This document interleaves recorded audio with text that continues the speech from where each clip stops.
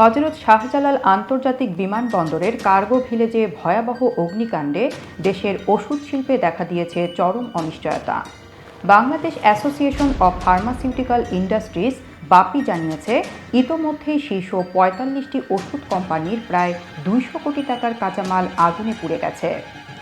জীবন রক্ষাকারী antibiotic, cancer, diabetes, hormone ও vaccine তৈরির উপকরণ সহ বহু গুরুত্বপূর্ণ ম্যাটেরিয়াল সম্পূর্ণরূপে ধ্বংস হয়েছে। বাপির মহাসচিব ডাক্তার মোহাম্মদ জাকির হোসেন জানান, এই ক্ষতির প্রভাব শুধু কাঁচামালেই নয়, এর প্রভাব উৎপাদন, রপ্তানি এমনকি জনস্বাস্থ্যেও পড়বে।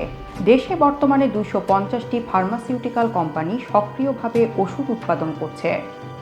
ক্ষয়ক্ষতির পূর্ণাঙ্গ হিসাব এখনও আসেনি, তবে সামগ্রিক অর্থনৈতিক প্রভাব প্রায় ৪,০০০ কোটি টাকা ছাড়িয়ে যেতে পারে বলে আশঙ্কা করছে বাপি। বিশেষভাবে উদ্বেগের বিষয় হল, পুড়ে যাওয়া কাঁচামালের একটি বড় অংশই ছিল আমদানিকৃত এবং তাপমাত্রা সংবেদনশীল, যেগুলো সাধারণত আকাশপথে আনা হয়। এছাড়া নার্কোটিক্স বিভাগের অনুমোদন পাওয়া কিছু পণ্য পুনরায় আনা সময় সাপেক্ষ এবং জটিল, যা উৎপাদনে বড় বাধা হয়ে দাঁড়াতে পারে। এই পরিস্থিতিতে দ্রুত তদন্ত, ক্ষতিপূরণ প্রদান এবং বিকল্প কার্গো ব্যবস্থাপনা জোরদারের আহ্বান জানিয়েছেন বাপি মহাসচিব।